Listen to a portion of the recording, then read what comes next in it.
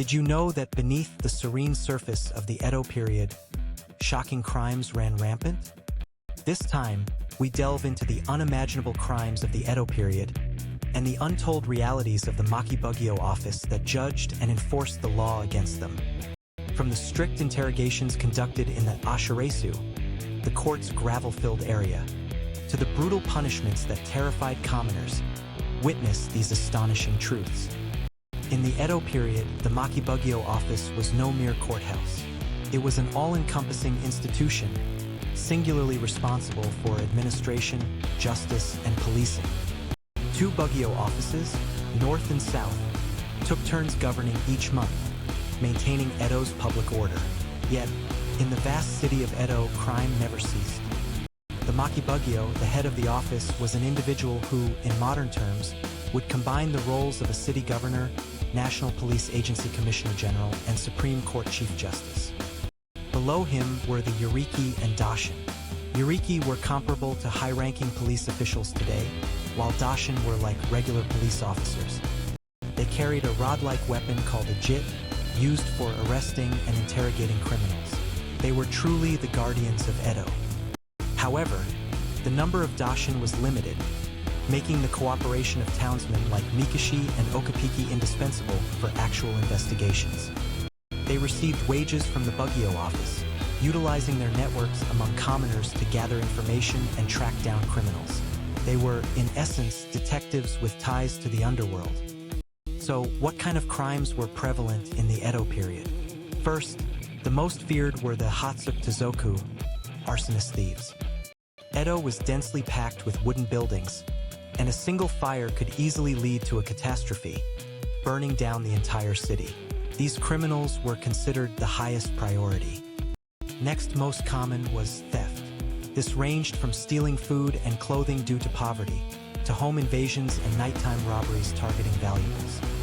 Gambling was also rampant, and gambling dens often became breeding grounds for brawls and murders.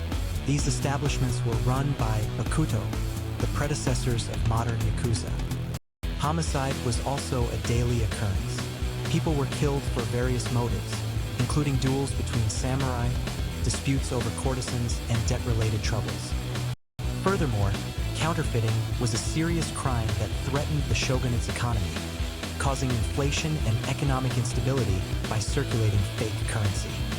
Among these, some made the tragic choice of shinju, or double suicide.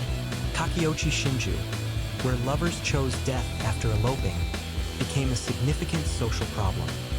What kind of punishments did the Machi-Bugyo office mete out for these crimes? Their methods were unimaginable by modern standards. For minor offenses, punishments included shikari, reprimand, kario, fine, or tegasari, handcuffs, a form of detention for a set period. Next was tsuho, exile. This punishment meant being banished from Edo or specific locations. It carried the heavy burden of leaving one's hometown, never to return. Tataki was a flogging punishment. The number of strikes varied according to the severity of the crime, and it was sometimes carried out publicly. Then came serashur, public display. This punishment involved forcing a criminal to stand in a busy public place for a certain period as a warning to others, inflicting psychological torment. Particularly severe was Irezumi, tattooing. A design indicating the crime was carved onto the arm or forehead, branding the individual with an indelible mark of shame for life. This Irezumi served not only to prevent recidivism, but also signified the criminal's exclusion from society. They could never again hold a respectable job. The most severe punishment was shizai, death penalty. It encompassed various methods, with the execution differing based on the gravity of the crime. A relatively lighter death penalty was zanshu, beheading. Depending on one's social status, ritual suicide, seppuku, might be permitted instead. Even more severe was gakumen, public display of a severed head. The severed head was displayed on a stand for a period, serving as a strong deterrent. Then came haratsuk, crucifixion. Criminals were bound to a cross and speared to death. This was imposed on serious offenders like arsonists and robbers. The most brutal punishment was kazai, burning at the stake, primarily inflicted upon arsonists. It served to demonstrate the terrifying power of fire. Torture was also sometimes used to extract confessions from criminals. Brutal methods like ishidaki, stone pressing, and ebazine, shrimp torture, were employed. Furthermore, Edo period punishments included runzie-sei, collective responsibility. If a parent committed a crime, their child would be held accountable. If a husband sinned, his wife would be implicated.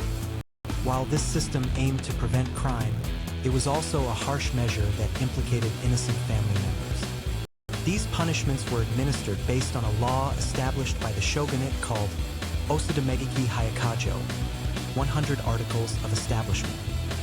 However, this law was not as detailed as modern criminal codes, and a significant portion was reportedly left to the discretion of the Bugyo. The Machi-Bugyo offices were not scattered throughout the city like modern police stations. Their limited number posed certain challenges. Therefore, mutual aid organizations formed by commoners, such as the Ganengumi, 5-person groups, played a significant role in crime prevention and detection. They served as mutual watchdogs, and in the event of a crime, they were also responsible for apprehending the perpetrator and handing them over to the Bugyo office. Furthermore, the shogunate's direct agents, onmitsu, secret agents, would sometimes blend into society and covertly gather information. They were elusive. However, since onmitsu operated on a different chain of command than the Machi-Bugyo office, there were apparently times when information sharing between them was inefficient. The Machi-Bugyo office endeavored to deter crime through its severe punishments. They instilled fear in the populace through public displays. Yet crime never ceased. Disparities in wealth and societal distortions continuously gave rise to new offenses. Modern punishments emphasize criminal rehabilitation.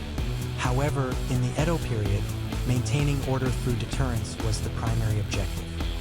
Behind the image of a peaceful Edo period lay these harsh realities, and the existence of people who protected public order at the risk of their lives. The functions of the Machi-Bugyo office, the types of crimes, and the myriad of harsh punishments, these were what supported the city of Edo and maintained its order.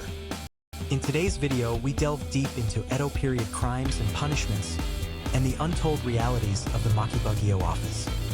Amidst values starkly different from our own, have you caught a glimpse of how they managed to maintain order in the colossal city of Edo? If you found this story fascinating, please consider subscribing and giving us a thumbs up. Next time, we'll uncover more astonishing themes that reveal the hidden depths of history you never knew. So stay tuned.